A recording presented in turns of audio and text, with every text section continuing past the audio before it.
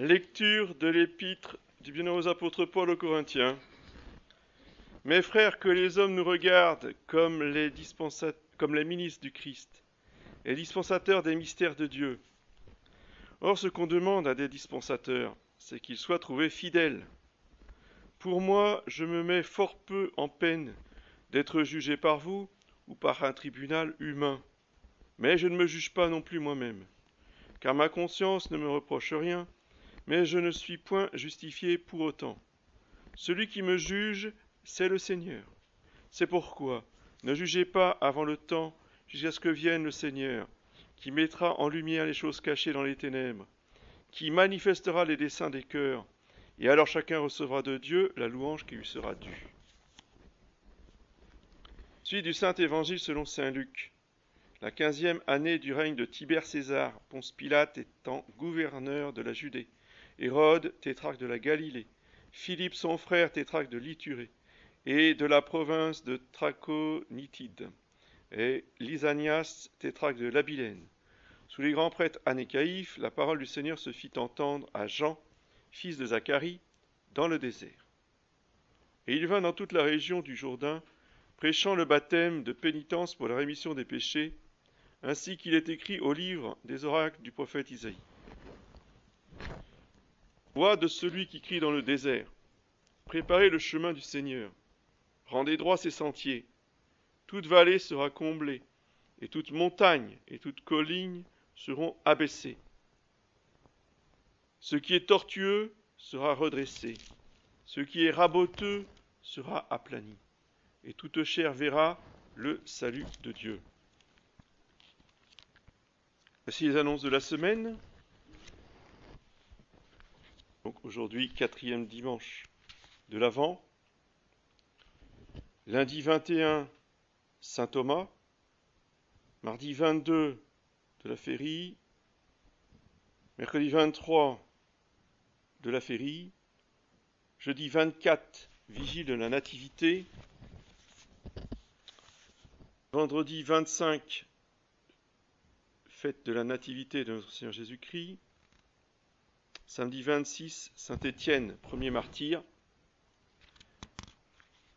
Et dimanche 27, Saint Jean, apôtre. Donc pour le 24 décembre, vous pouvez venir à partir de 23h pour les confessions, à la récitation du chapelet en commun. Messe à minuit. Le lendemain, le jour de la Nativité, messe de l'aurore à 9h, la messe du jour à 10h. Donc, minuit, 9h, 10h. La messe les autres jours de la semaine, comme d'habitude, à 11h. Non, à 9h, pardon. Lundi, mardi, mercredi à 9h. Jeudi aussi. Et samedi prochain à 11h. Au nom du Père et du Fils et du Saint-Esprit, ainsi soit-il. Mes bien chers frères, nous terminons ces dimanches de l'Avent toujours avec Saint Jean-Baptiste, qui nous aura accompagnés pas à pas durant tout l'Avent. Au-delà de son histoire, au-delà de sa prédication de pénitence pour préparer les Juifs à recevoir le Seigneur Jésus-Christ, il y a sa mission mystique.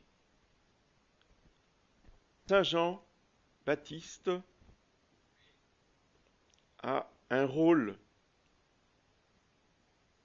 de préparation à l'union à Dieu, de préparation de l'établissement de relations personnelles des âmes avec Jésus-Christ. Là, on est au-delà, encore une fois, juste de la prière, de la pénitence, de la foi. On est dans la vraie vie. on est dans la préparation à l'entrée au ciel, c'est-à-dire qu'on est dans la sainteté. Qu'est-ce que prêche Saint Jean-Baptiste? La sainteté. C'est quoi la sainteté? Eh bien, c'est l'autre Saint Jean qui nous l'explique. Saint Jean explique Saint Jean. Saint Jean prépare le Saint Jean qui unit. Saint Jean-Baptiste prépare le chemin à Saint Jean l'évangéliste qui nous emmène dans le cœur de la Sainte Trinité. Voilà. Et les deux Saint Jean sont deux piliers qui tiennent l'année, non pas liturgique, cette fois-ci, l'année civile. Saint Jean-Baptiste, 24 juin. Saint Jean l'évangéliste, dimanche prochain. Solstice d'été, solstice d'hiver. En harmonie avec le ciel. Surtout en harmonie dans le ciel avec le soleil. Pourquoi? Parce que le soleil, c'est la lumière divine. Comment appelle-t-on Jésus? Le soleil de justice. Sol justitiae. Et Saint Jean a dit, il faut qu'il grandisse, lui, le soleil, l'agneau de Dieu, et que moi, Saint Jean, il faut que je diminue. Le moment de l'année où le soleil est à son apogée, solstice d'été. Et à partir de cela, à partir de ce moment-là, le soleil diminue jusqu'au mois de décembre. Saint Jean, comme le soleil, diminue. Et lui, le soleil de justice, il faut qu'il grandisse. Donc quand Jésus arrive sur terre, en plein milieu des ténèbres et du froid de l'hiver, eh bien, lui, il va grandir jusqu'au solstice d'été. Jésus est la lumière. Mais il ne la tient pas de lui-même. Il est la lumière, mais il reçoit la lumière. C'est pourquoi nous disons dans le credo de la messe que nous croyons dans la lumière née de la lumière. Le Verbe, c'est la lumière, mais cette lumière, il la reçoit de son Père. D'accord? Mais il est la lumière. Il éclaire de lui-même. Vous voyez cette bougie? C'est une toute petite flamme. Mais c'est de la lumière.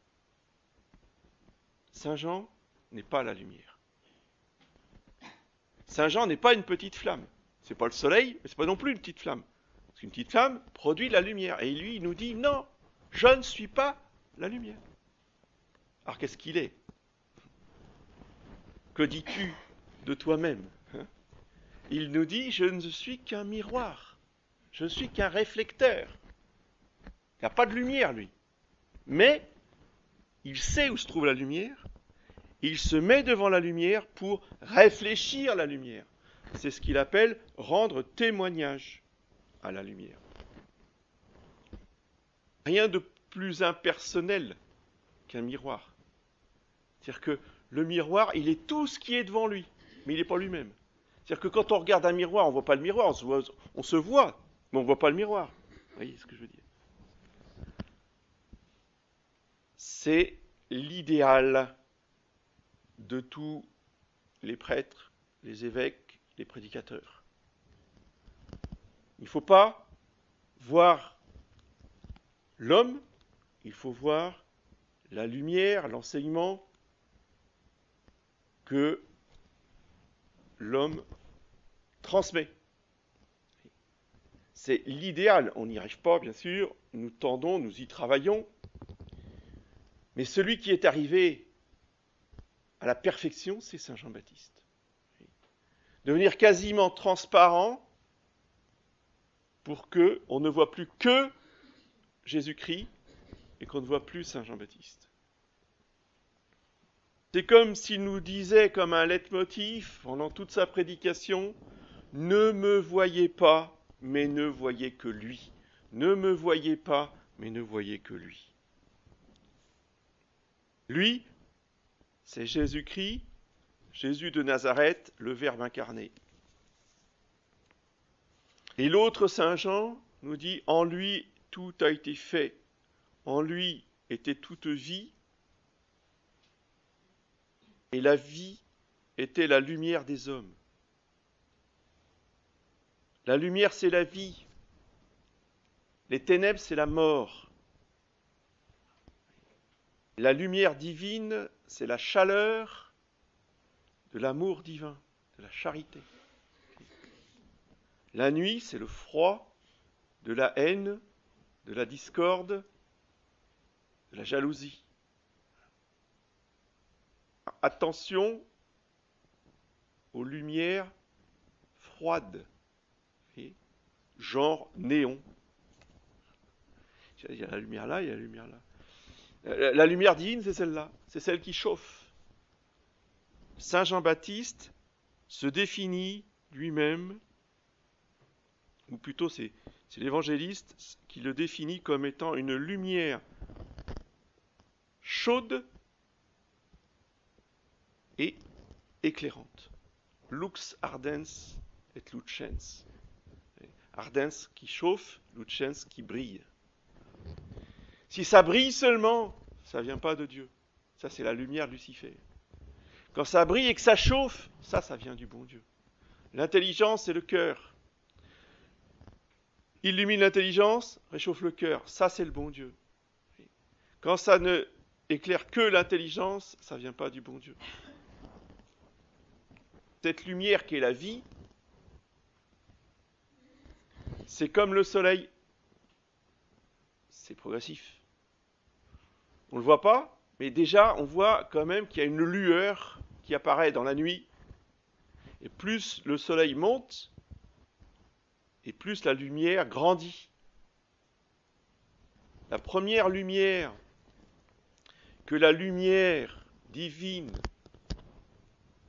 diffuse dans tous les hommes, dit Saint Jean dans le prologue, nous disons après chaque messe. Il est la lumière du monde qui éclaire tout homme venant en ce monde. La première lumière, c'est la lumière de la raison. Saint Paul dit dans son épître aux Romains que les païens sont inexcusables de ne pas croire en Dieu. Pourquoi ? Parce que toute la nature, tout l'univers, toute la création chante la gloire de Dieu, son créateur, dans l'intelligence. Ce n'est pas une question de foi. On peut adorer Bouddha et voir la création. Refuser qu'il y a un Dieu créateur et croire toujours dans son nirvana, eh bien c'est faire violence à la lumière de sa raison. C'est ça que veut dire Saint Paul. Avant même de parler de révélation. Oui. Donc la première lueur de la lumière divine, c'est la raison. Quand l'homme respecte les lumières de sa raison, qui sont fondées sur le principe de non-contradiction. La lumière de la raison, c'est que ce qui est blanc n'est pas noir. Ce qui est rond n'est pas carré. Admettre que le carré est un rond, c'est plonger définitivement dans les ténèbres de la mort. L'intelligence meurt. Oui, c'est comme le disjoncteur. Flac, il n'y a plus d'électricité. On ne voit plus rien, on est plongé dans le noir. Alors après, on peut tenir tous les discours qu'on voudra et nous parler de sainteté, de pénitence, etc. Si on vous a obligé à croire que le carré est un cercle, c'est terminé. Vous ne pouvez plus rien comprendre à rien. Vous êtes plongé dans le noir et les ténèbres. Lumière de la raison est absolument fondamentale au salut. On ne peut pas se sauver en tuant sa raison. C'est pas possible. Lumière ensuite de la foi qui vient éclairer la raison, nous dit Vatican I. Aucune contradiction. C'est supérieur, c'est surnaturel. Donc, la lumière de la foi vient développer, agrandir la vision de l'âme. Lumière de la foi. Pour aboutir à la fin du parcours, à une lumière encore plus grande, c'est-à-dire le soleil à son zénith, c'est la gloire éternelle de la vision béatifique. Là, on est vraiment dans, si vous voulez, plongé dans la lumière divine pour l'éternité. On commence par la raison, on développe par la foi et on aboutit, dans la vision béatifique. Toujours en suivant la lumière. Celui qui me suit, dit Jésus, ne marche pas dans les ténèbres. Si on suit le Seigneur Jésus, eh bien, il nous éclaire de plus en plus. Et plus on avance, et plus la lumière grandit. C'est ça la vie chrétienne. Qu'est-ce que c'est que les ténèbres dont parle le Seigneur Jésus? Eh bien, ce sont les ténèbres du monde, ennemi de Jésus-Christ. Ténèbres de l'erreur, de l'hérésie, du mensonge. Et ça commence par les ténèbres de l'ignorance. Saint Jean, dans son prologue, nous dit « Le monde a été fait par lui, et le monde ne l'a pas connu. » Ne pas connaître Jésus-Christ, c'est rester dans l'ignorance, donc les ténèbres de la mort, donc l'aboutissement, c'est l'enfer. Les ténèbres extérieures, justement, et les ténèbres éternelles. C'est horrible ce que vous dites là. Ils ne savent pas pourquoi est-ce qu'ils résideront en enfer. J'y peux rien. Je suis le premier à ne pas être d'accord. Donc au moins, on est d'accord ensemble. Bon. Et on s'en fiche de nous. C'est Dieu qui a dit, tu connais pas, tu me connais pas, tu iras en enfer. C'est comme ça. Et il faut absolument tenir ça pour être sauvé. Oh, qu'est-ce que vous êtes dur! J'y peux rien. Mais quand même que nous réalisions que les missionnaires, ils ont été au bout du monde, se faire martyriser, torturer, tuer, découper, décapiter, pour que les Chinois, les Japonais, les Indiens en Alaska n'aillent pas en enfer pour nous avoir ignoré Jésus-Christ. Pourquoi est-ce qu'ils ont tant souffert si nous on dit « Oh ben non, quand même, Dieu est trop bon, il ne peut pas faire ça, ils seront sauvés quand même. » Quelle insulte pour les martyrs! On leur crache le visage. Ça n'a pas suffi que les païens les torturent, il faut que nous, les catholiques, on leur dise « Ça sert à rien ce que tu as fait. Pourquoi tu as été là-bas? Dieu est bon, il les aurait sauvés quand même. » Non, Dieu ne les aurait pas sauvés. C'est pour ça que les missionnaires ils sont partis. C'est la charité sublime. Un missionnaire qui monte dans le bateau, l'Église dit, c'est baptême. Compteur à zéro.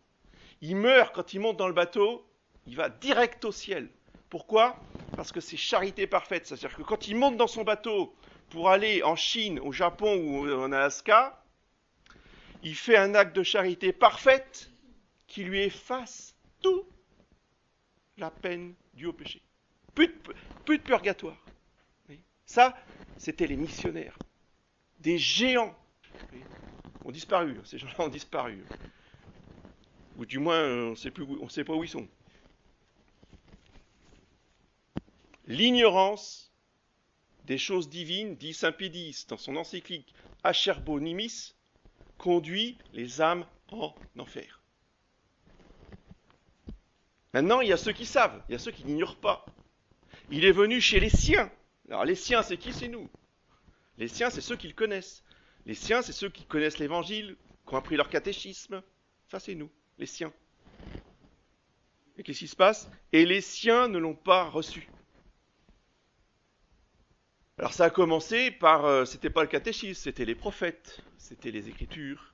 Vous voyez, il est venu chez les siens, son peuple, qui connaissait ses Écritures, sa parole, et les siens, les Juifs, ne l'ont pas reçu. Et c'est pareil pour les catholiques, c'est la même chose. Ça, c'est le rejet de la vérité connue. On connaît la vérité et on ne veut pas de la vérité. L'immense souffrance de la lumière incarnée. Il y a ceux qui ne le connaissent pas et il y a ceux qui le connaissent et qui n'en veulent pas.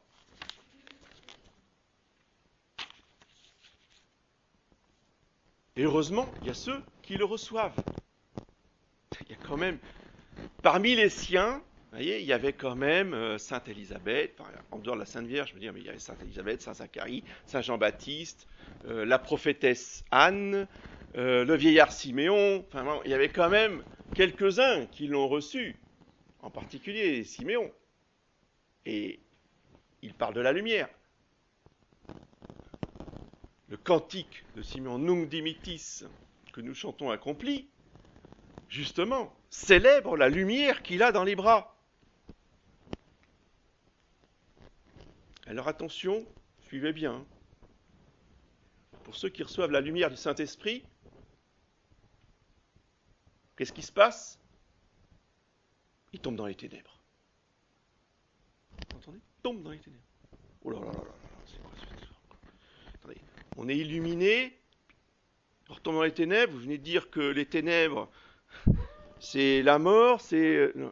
De quoi qu'on parle? Suivez bien. Vous êtes dans le noir pendant X minutes, le noir complet.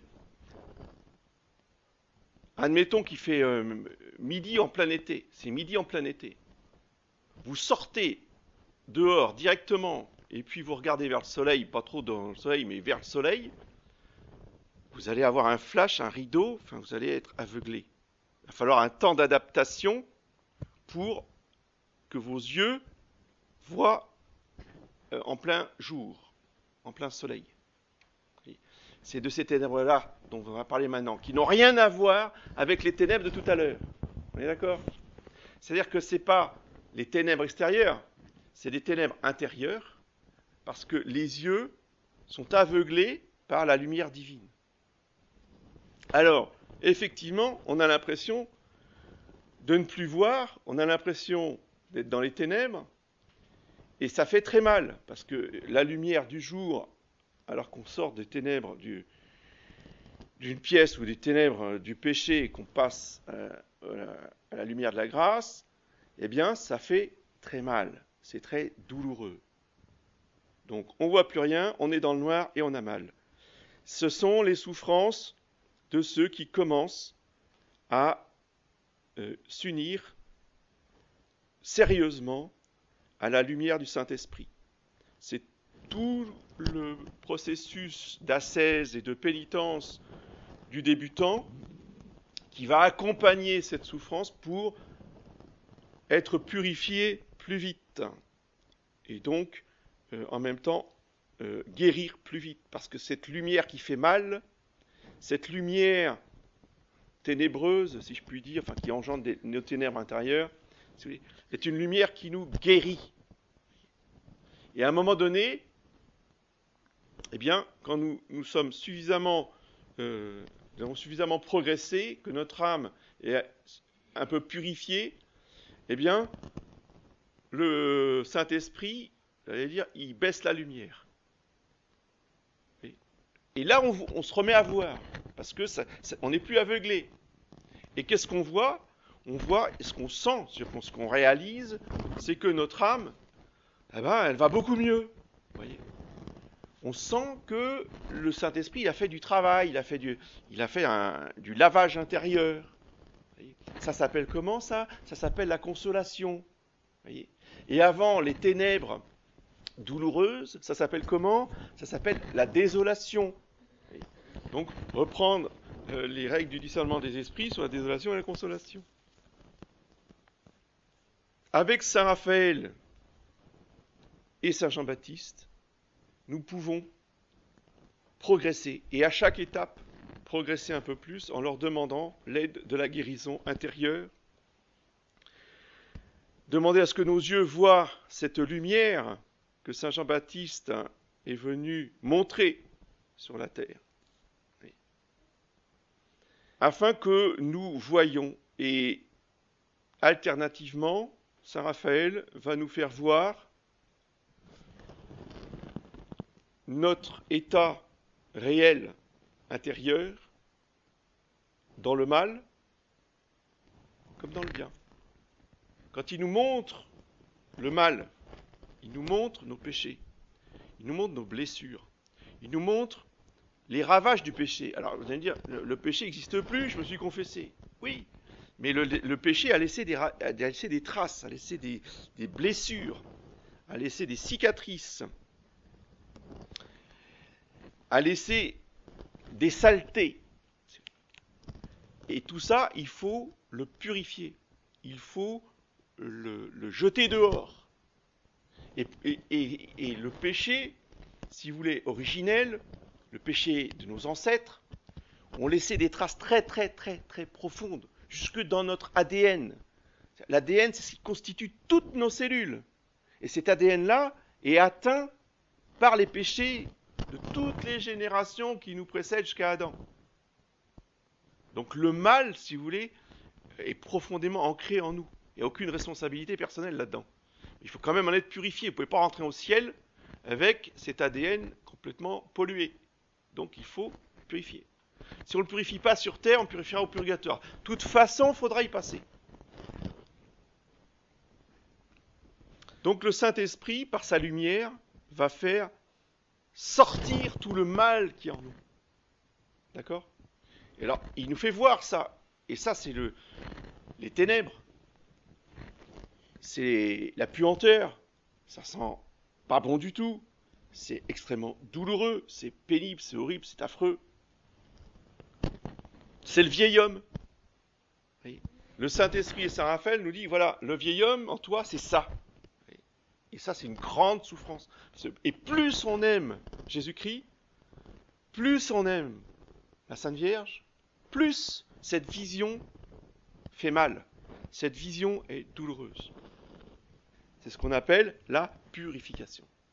Une autre image que donne Saint Jean Climac, qui est un des pères du désert, un père d'Orient, il dit que l'âme, c'est comme la mer. Elle a plein d'impuretés en elle. Vous voyez ? Aujourd'hui, on dirait il y a plein de plastique aussi dans la mer. Et que fait la mer ? Eh bien, elle ramène tout sur le rivage.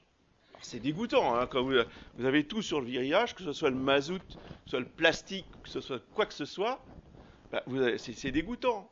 Mais n'empêche que c'est sur le rivage et c'est plus dans la mer. La mer a évacué tout ça. Eh bien, l'âme, c'est pareil. Quand l'âme évacue tout le mal qui est en elle, toute la pourriture qui est en elle, c'est horrible, c'est affreux, ça sent pas bon, mais au moins, c'est sorti. Voilà. C'est un mauvais moment à passer, mais c'est sorti.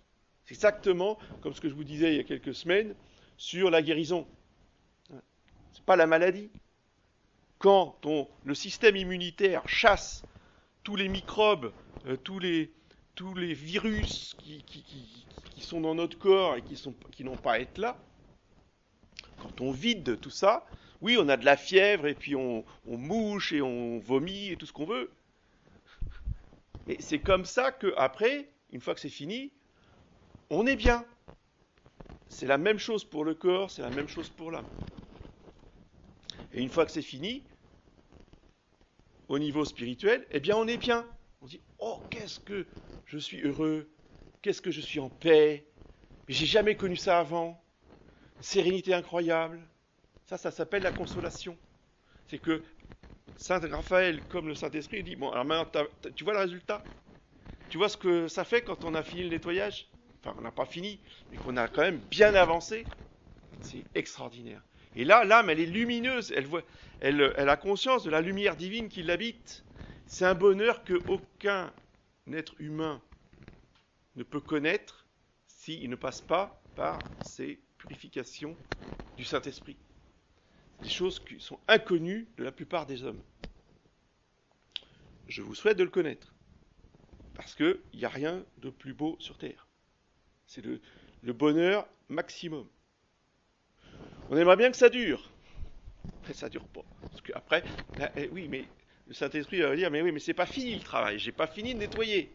Donc on recommence et on est reparti, de nouveau, ténèbres, douleurs, le mal qui sort, voyez. Et normalement, dans une vie chrétienne aboutie, dans une vie chrétienne normale,